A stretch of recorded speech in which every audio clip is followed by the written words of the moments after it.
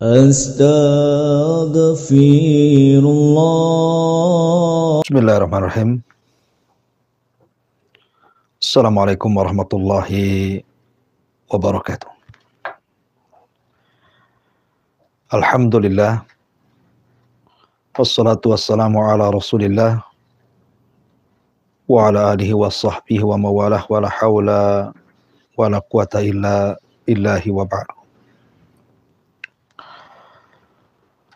Para pemirsa dan para pendengar yang dimuliakan Allah Subhanahu wa taala.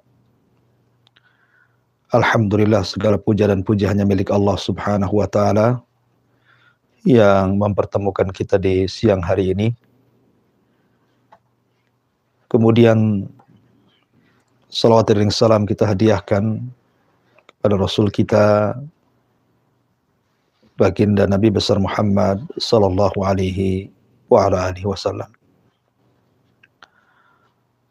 Ma'asyiral muslimin wal muslimat rahimani wa rahimakumullah. Al-Imam Al-Bukhari meriwayatkan sebuah hadis tentang kisah perselisihan Abu Bakar dan juga Umar radhiyallahu anhuma. Wajar, keduanya adalah manusia, bukan malaikat. Sehingga terkadang ada perselisihan di antara Abu Bakar dan Umar radhiyallahu anhuma.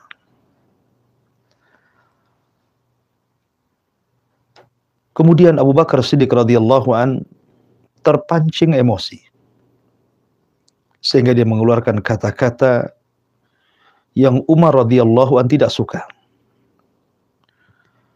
Tetapi Abu Bakar Siddiq radhiyallahu an langsung menyesal dan langsung meminta agar Umar memaafkan ucapannya.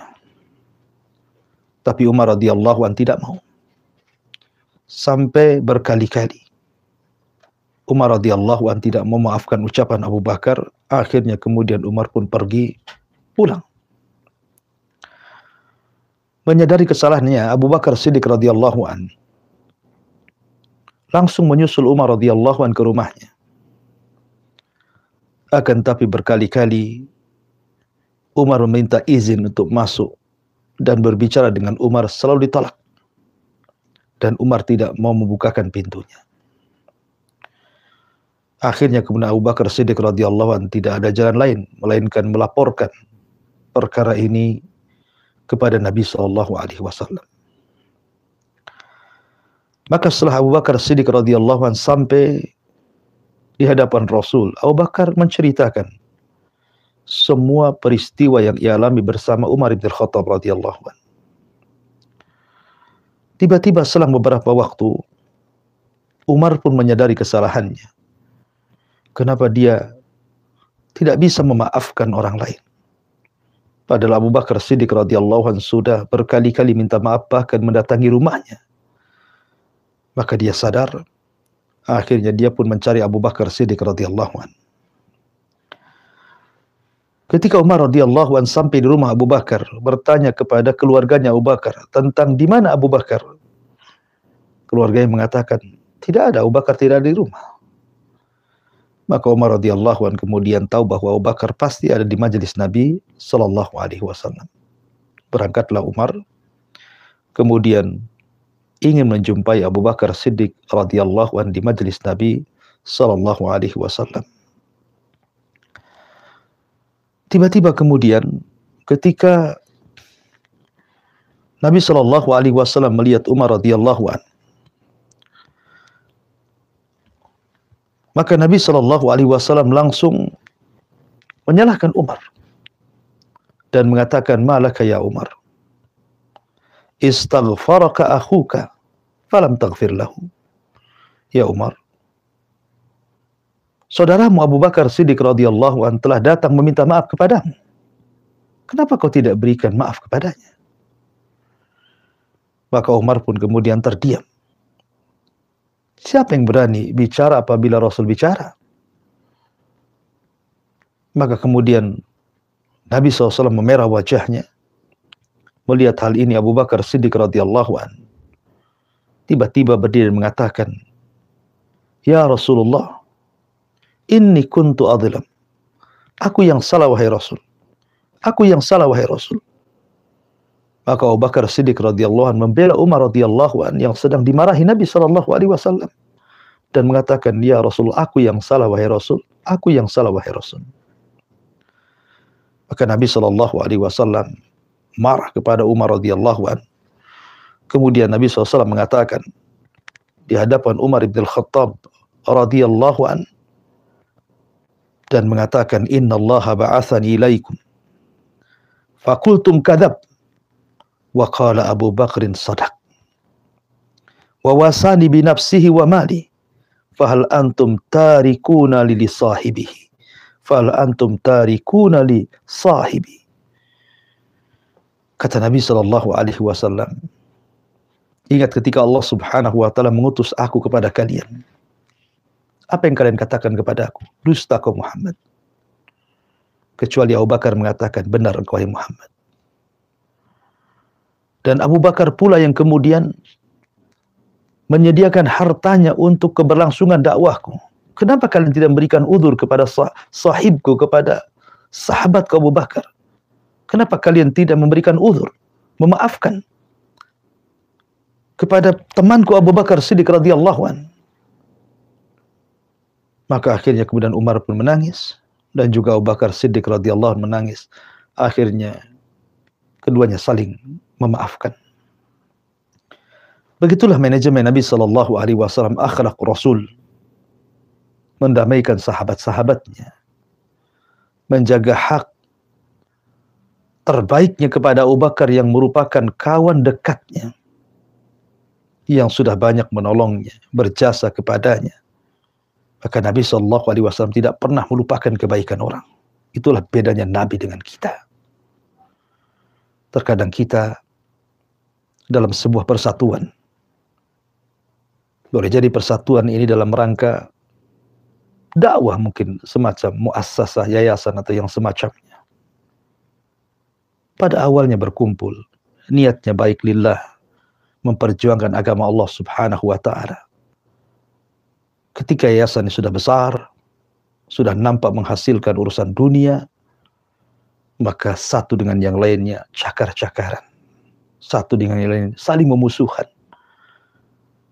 Bahkan tak jarang sudah tidak kenal lagi siapa kawan dan siapa lawan. Na'udzubillah. Menghalalkan segala cara. Memfitnah, membuli. Padahal awalnya mereka niatnya karena Allah Subhanahu wa ta'ala. Terkadang yang disingkirkan itu terkadang seorang alim, orang yang jauh lebih baik dibandingkan mereka. Itulah karena mereka tidak paham hak menjaga perkawanan. Mereka mengambil kawan yang sepaham dengan mereka dan membuang kawan yang tidak sepaham. Padahal belum tentu kawan yang tidak sepaham jauh lebih rendah dibandingkan kawan yang lainnya. Ini karena tidak tahu akhlak Nabi. Tidak tahu kemuliaan akhlak Nabi. Bahwa Nabi SAW diutus untuk menyempurnakan akhlak. Mereka menganggap mereka jauh lebih baik dibandingkan Nabi. Sehingga mereka beristihad sendiri. Ma'asyiral muslimin yang dimuliakan Allah Subhanahu wa ta'ala. Walaupun demikian, Nabi SAW juga pernah marah kepada Abu Bakar. Ketika Abu Bakar Siddiq radhiyallahu an lewat di 3 sahabat Nabi, Suhaib Ar-Rumi, Salman Al-Farisi, Bilal Ibn Rabah. Ketika itu 3 sahabat yang mulia ini membicarakan Abu Sufyan yang ketika itu baru masuk Islam. Kalau kita tahu Abu Sufyan ini kan belakangan masuk Islam. Masuk Islam ketika Fathu Mekah. Ya. Jadi 3 sahabat ini mengatakan, demi Allah, sesungguhnya orang ini tidak akan selamat dari pedang-pedang Allah. Harusnya orang ini tidak selamat dari pedang Allah. Maksudnya Abu Sufyan. Abu Sufyan sudah masuk Islam tuh, sudah jadi sahabat Nabi. Tapi mengingat bagaimana mereka menyaksikan permusuhan Nabi Sufyan kepada Nabi SAW dan kepada mereka di zaman jahiliyah, sehingga perasaan tidak enak hati masih ada kepada Nabi Sufyan. Rupanya ucapan ini sampai kepada Abu Bakar. Marah Abu Bakar dan mengatakan, apa yang kalian ucapkan kepada pemimpin Quraisy, orang tua orang-orang Quraisy? Kenapa kalian mengucapkan kalimat seperti itu? Dia orang tua orang Quraisy, dia pemimpin orang Quraisy. Akhirnya kemudian Abu Bakar melaporkan kepada Nabi SAW tentang 3 ucapan sahabat ini. Tapi Nabi SAW membela 3 sahabat ini, mengatakan, ya Abu Bakar, apakah engkau membuat marah mereka? Kalau engkau membuat marah mereka, berarti engkau telah membuat marah Allah. Akhirnya kemudian Abu Bakar pun menyesal dengan ucapannya.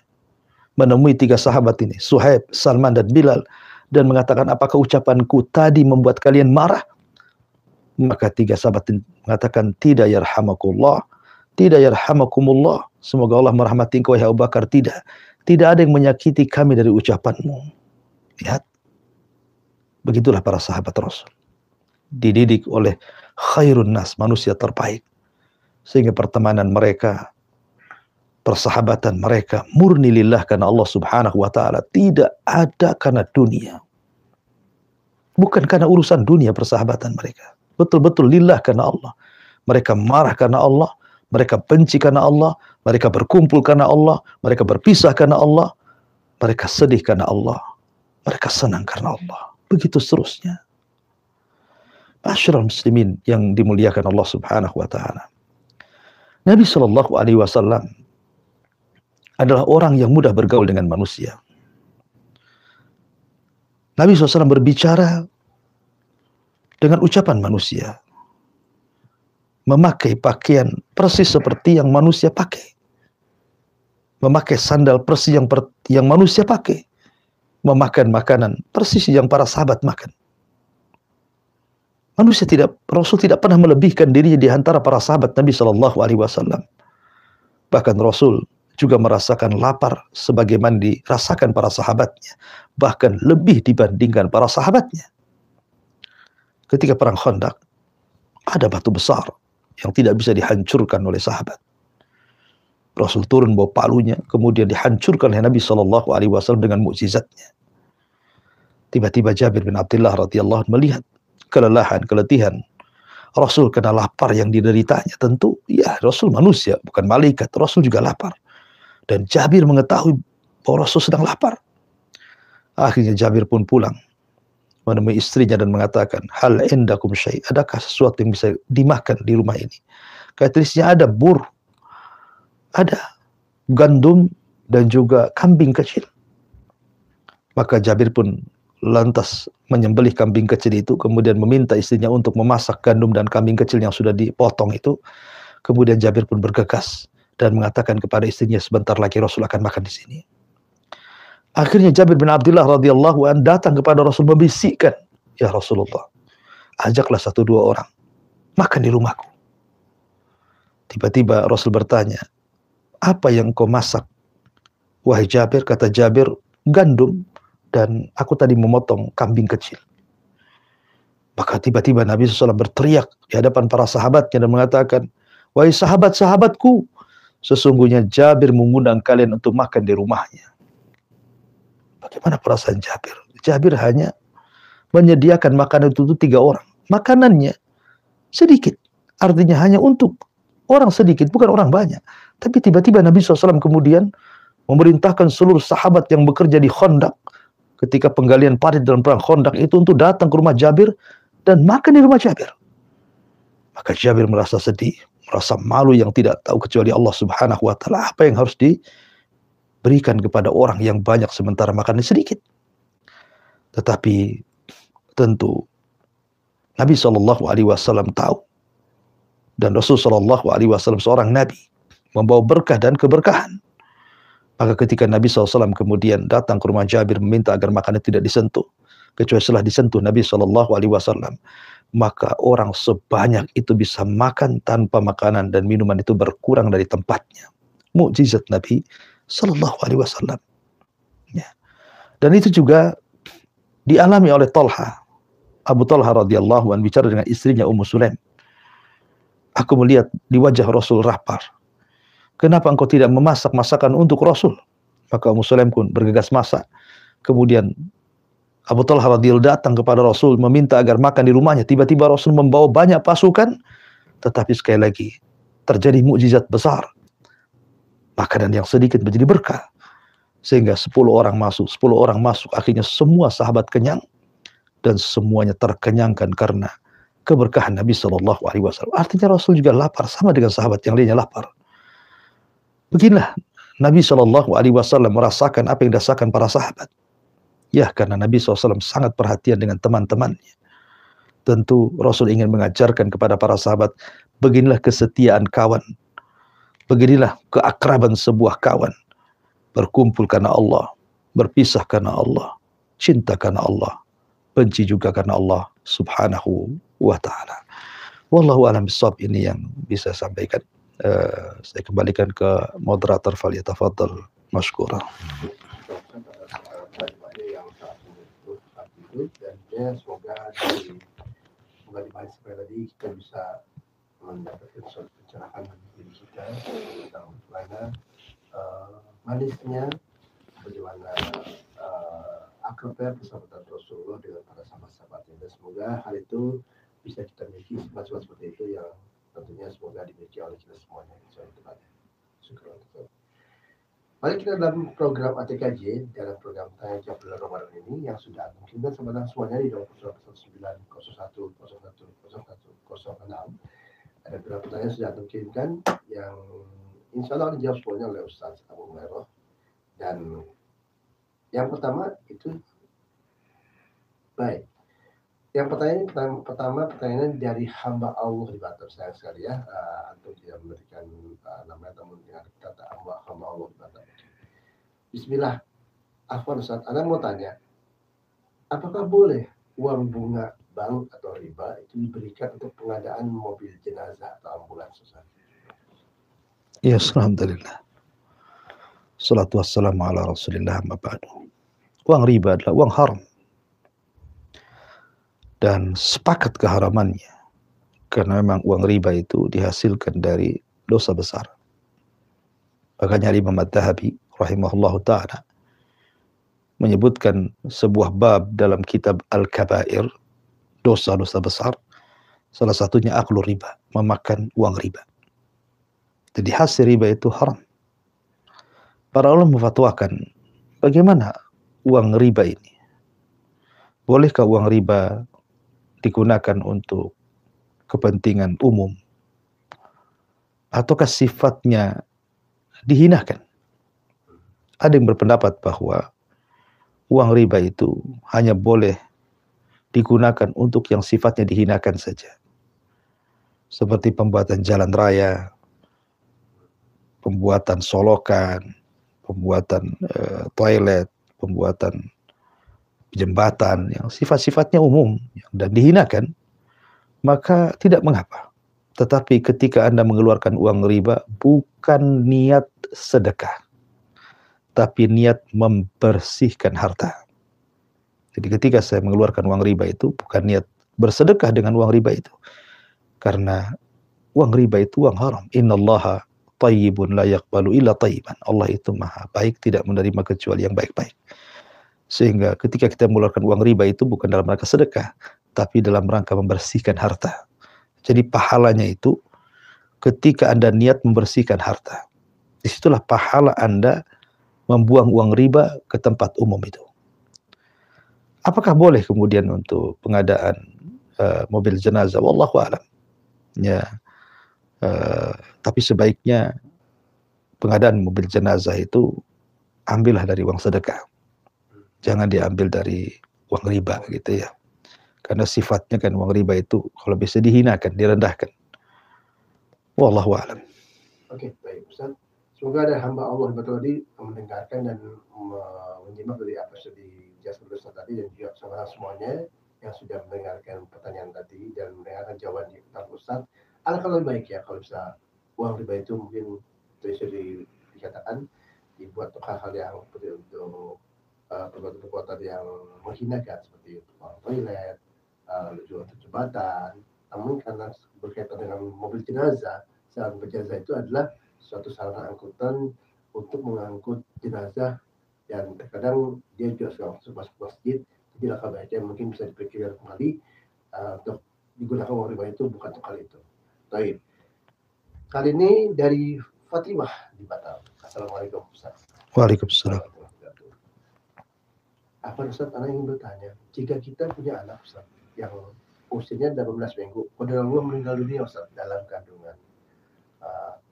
Pertanyaannya, apakah sudahkah bayi itu ditiupkan oleh ruh Ustaz dalamnya?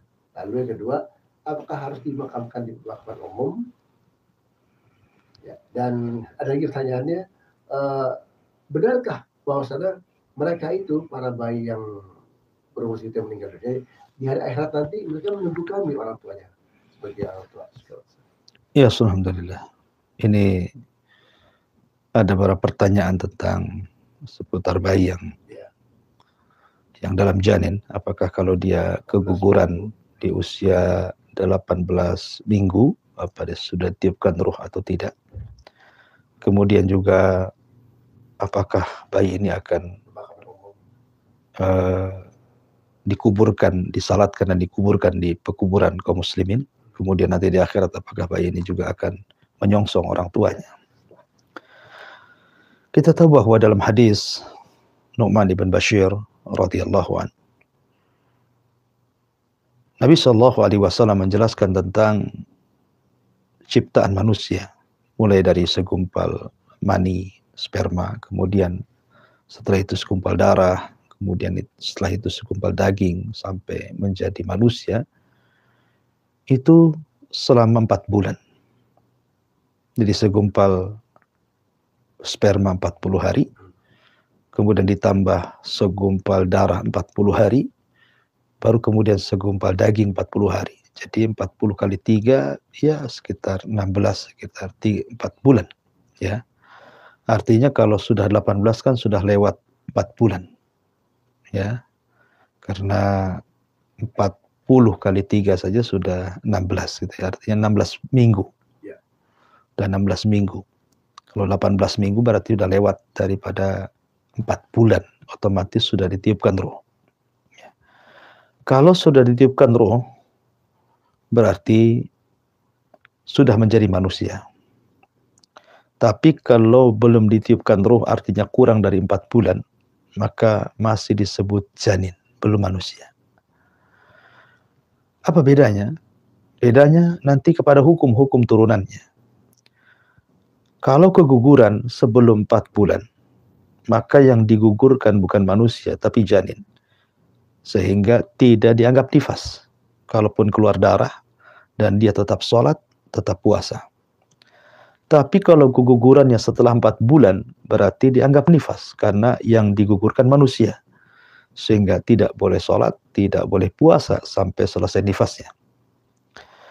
Kemudian kalau digugurkannya sebelum 4 bulan, berarti bukan manusia, boleh dikubur di mana saja.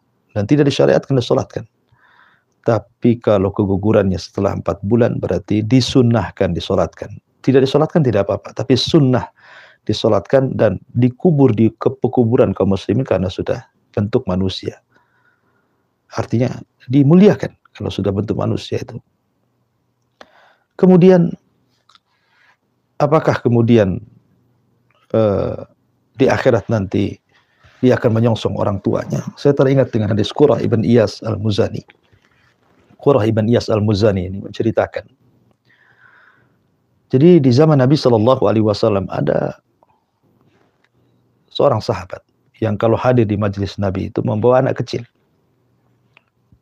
Sehingga anak kecil ini selalu ditaruh di sampingnya, terkadang di pangkuannya sambil mendengarkan kajian dari Nabi SAW. Dan cintanya ayah ini kepada anak yang masih kecil ini sampai Rasulullah SAW takjub dan mengatakan, "Atuhibbuhu ya fulan?" Apakah engkau sangat mencintai anak itu, hai fulan, sehingga kau datang dengan anak itu setiap hari di pengajian, tidak bisa ditinggalkan di rumahnya, harus ikut kamu terus? Maka sahabat mengatakan, "Tentu wahai Rasul. Demi Allah, aku tidak ada yang lebih dicintai kecuali anak ini." Akhirnya kemudian selang beberapa waktu setelah peristiwa itu, lama tidak ketemu, lama tidak hadir di majelis ilmu. Sehingga Nabi SAW heran. Kemudian Rasul bertanya, mana si fulan yang selalu bawa anak itu? Kenapa tidak pernah hadir lagi di majelisku? Maka sahabat mengatakan, ya Rasulullah, dia tidak mau keluar dari rumahnya semenjak anak itu meninggal dunia. Ya Rasulullah, semenjak anaknya yang selalu diajak ke pengajian itu meninggal dunia, maka dia tidak pernah mau keluar lagi dari rumahnya. Kenapa? Karena kesedihan yang sangat berat sehingga tidak bisa melangkahkan kakinya ke majelis taklim. Akhirnya Nabi Shallallahu Alaihi Wasallam kemudian memanggil sahabat ini. Kemudian Nabi Shallallahu Alaihi Wasallam bertanya, wahai fulan, ada dua pilihan kepadamu. Seandainya Allah Subhanahu Wa Taala memberikan nikmat dengan dipanjangkan usia anakmu dan kau bisa senang di dunia, dengan anakmu meninggal dunia, tetapi anakmu akan berada di pintu-pintu surga. Kemudian anakmu akan memanggil-manggil dirimu dan mengatakan, wahai ayahku, masuklah kau dari pintu surga ini, dan anaknya yang membukakannya. Pilih mana? Pilih anakmu tetap hidup dan engkau bersenang-senang di dunia, ataukah anakmu meninggal, kemudian anakmu akan membukakan pintu surga bagimu? Maka sahabat ini mengatakan, tentu anakku membukakan pintu surga bagiku jauh lebih kucintai dibandingkan hidupnya dan membuat aku senang. Artinya bahwa anak-anak kaum muslimin yang meninggal dunia di waktu kecil gitu ya, kalau kita ini sabar dan berdoa, Allahumma jurni fi musibati, ya Allah berikan pahala akan musibah yang menimpa aku, insyaallah anak itu akan menyongsong kita pada hari kiamat, bahkan bisa menjadi syafaat bagi kita berdasarkan banyak riwayat. Wallahu a'lam. Baik, sudah atas penjelasannya. Ya, baik. Kembali kita ke pertanyaan antum selanjutnya, sahabat semuanya. Kali ini dari Johor, namun namanya masih hamba Allah. Ya. Assalamualaikum Ustaz. Waalaikumsalam. Aku Ustaz izin bertanya, apakah seseorang yang tidak bisa qiyamul lail karena dia harus memasak buat makan sahur, apakah bisa mendapatkan Lailatul Qadar, Ustaz? Ya, alhamdulillah. Hukum qiyamul lail itu bukan wajib, tetapi sunnah muakkad. Artinya dilakukan boleh, tidak dilakukan juga tidak mengapa. Kalau dilakukan tentu berpahala. Karena bagaimanapun sholat malam sendiri adalah sunnah Nabi, sunnah muakkadah. Yang kedua juga pahalanya besar. Ya, sholat terbaik setelah sholat fardu itu adalah sholat malam. Ya, dan juga banyak faedah dan keutamaan yang dijelaskan dalam Al-Quran atau hadis Nabi SAW. Merugi kalau seandainya seorang itu sampai meninggalkan qiyamul lail. Tapi apakah kemudian hanya karena Anda tidak atau sibuk memasakkan orang sahur, Anda tidak qiyamul lail, apakah Anda bekerja itu dari Isya sampai jam 3, nggak ada berhentinya? Ya kalau itu yang terjadi ya mungkin, gitu. Tapi kan mesti masa itu kan tidak full dari jam 8 sampai jam 3 nggak berhenti, itu kan mustahil kayaknya ya. Pasti kan ada waktu-waktu, ada jeda-jedahnya gitu ya. Artinya kan Anda bisa nyicil gitu. Di jeda-jedah ini kan Anda bisa nyicil, 2 rakaat dulu berhenti, 2 rakaat dulu berhenti, nanti masak lagi, nanti berdiri lagi. Saya kira bisa lah kan gitu. Tidak ada alasan untuk tidak bisa itu. Dan kalaupun Anda tidak bisa sholat jamaah, tidak masalah. Ya, karena sholat jamaah dalam tarawih atau tahajud itu bukan sebuah kewajiban, atau sunnah saja. Ya, sunnah saja yang ditekankan di zaman Umar bin Al-Khattab radhiyallahu anhu. Karena melihat manusia sendiri-sendiri salatnya, maka Umar mengumpulkan di masjid biar serempak gitu saja. Kalaupun sholat sendiri di rumah tidak masalah. Dan tidak harus panjang, Anda bisa baca surat-surat pendek gitu kan. Oke lah seandainya Anda bekerja dari jam 8 sampai jam 3, anggaplah tidak ada jeda. Ya, mungkin begitu pertanyaannya. Apakah mendapatkan Lailatul Qadar? Ya jelas mendapatkan Lailatul Qadar. Tetapi kan mendapatkan Lailatul Qadar itu kan tentu dalam ibadah apa Anda mendapatkan pahala Lailatul Qadar itu. Karena kan Lailatul Qadar itu kan keutamaan malam, keutamaan waktu di malam hari. Kalau bertepatan Anda beribadah, maka setiap ibadah yang Anda lakukan itu dilipat gandakan menjadi 84 tahun atau 1000 bulan dalam Quran itu. Jadi kalau umpamanya Anda ini sedekah nih, sekarang Anda bersedekah membantu orang sahur. Berarti Anda seolah-olah bersedekah memasakkan bagi orang yang sahur itu seumur hidup. Ya, karena 84 tahun itu sudah menjangkau umat Rasul. Ya, umat Rasul 60 sampai 70 tahun. Berarti kalau 84 tahun itu sudah menjangkau lebih gitu ya. Jadi kalau Anda bertepatan memasakkan orang sahur itu di malam Lailatul Qadar, maka seolah-olah Anda memasakkan sahur selama 84 tahun setiap hari. Itu kan pahala besar. Apalagi Anda diselingi ketika masak Anda berzikir, ketika masak Anda tidak lupa membaca hadis doa yang diajarkan Rasul kepada Aisyah, Allahumma innaka afuwwun tuhibbul afwa fa'fu anni. Ketika masak Anda disempatkan membaca Quran dari hafalan surah-surah pendek kan. Berarti lebih banyak lagi. Ya, intinya bahwa ini juga kesempatan Anda masak sehingga biasanya kan susah tidur orang masak itu ya. Jadi Anda bisa full satu malam kan begadang gitu. Satu Anda memasakkan masak itu bentuk sedekah gitu ya. Sambil masak Anda sebenarnya bisa berzikir, bisa baca Quran dari hafalannya. Karena Anda mungkin megang mushaf juga mungkin ya, ataupun berdoa kepada Allah Subhanahu wa taala. Ya, mungkin saja Anda dapat Lailatul Qadar. Tidak ada yang mustahil bagi Allah Subhanahu wa taala. Wallahu a'lam.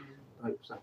Penjelasannya jadi insyaallah cara dia mungkin saudara semuanya yang hari ini insyaallah akan dapat juga malam Lailatul Qadar ya.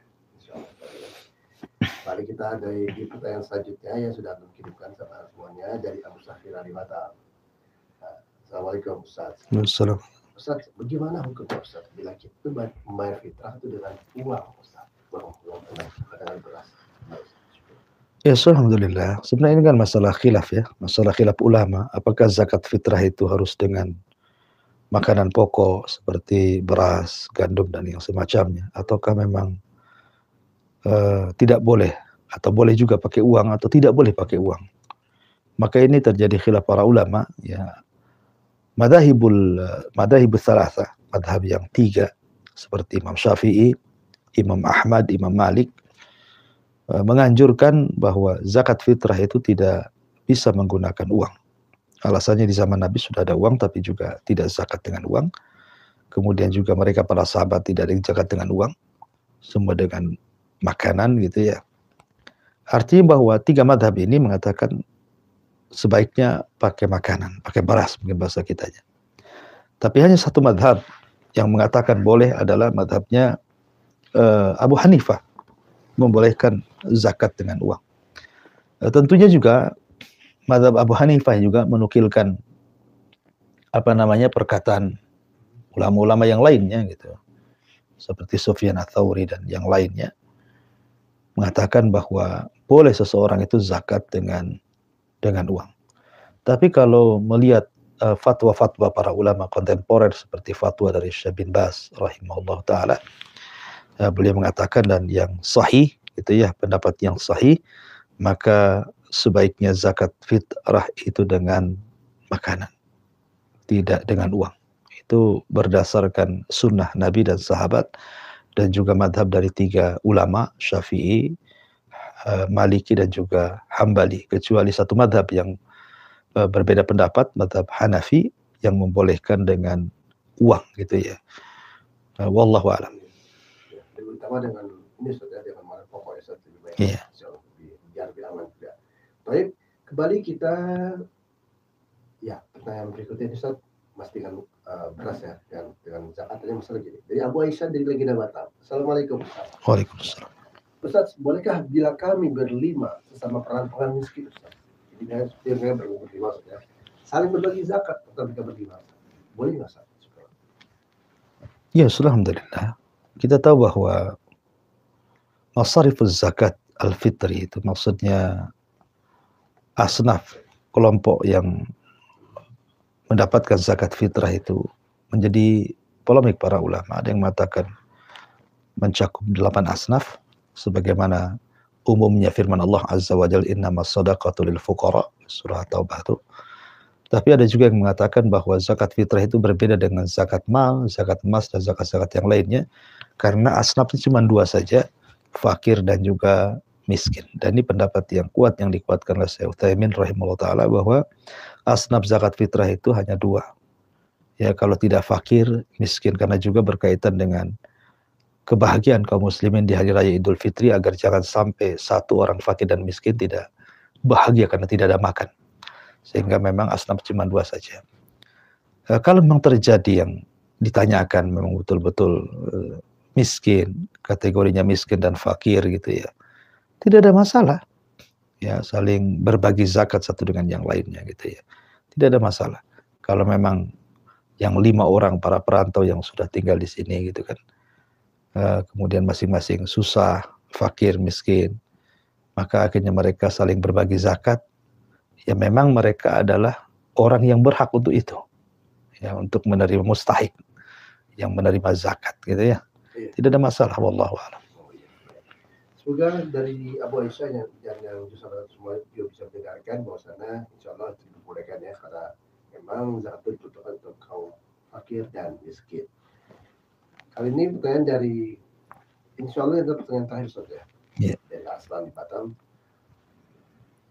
Ustaz, bagaimana hukumnya Ustaz bila kita memberikan zakat fitrah kepada mantan istri yang telah diceraikan dan anaknya yang bukan anak kandungnya Ustaz?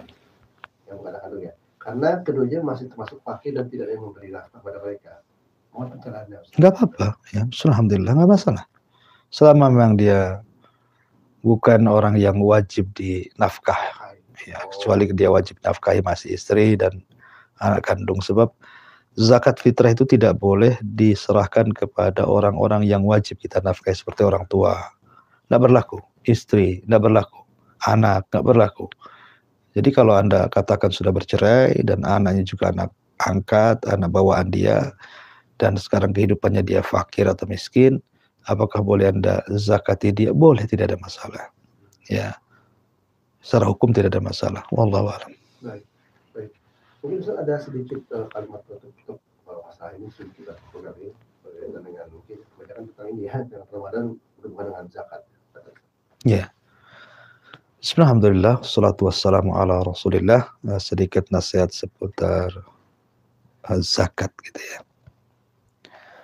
Zakat ini adalah harta yang kita keluarkan dalam rangka untuk membersihkan diri kita dan juga harta kita.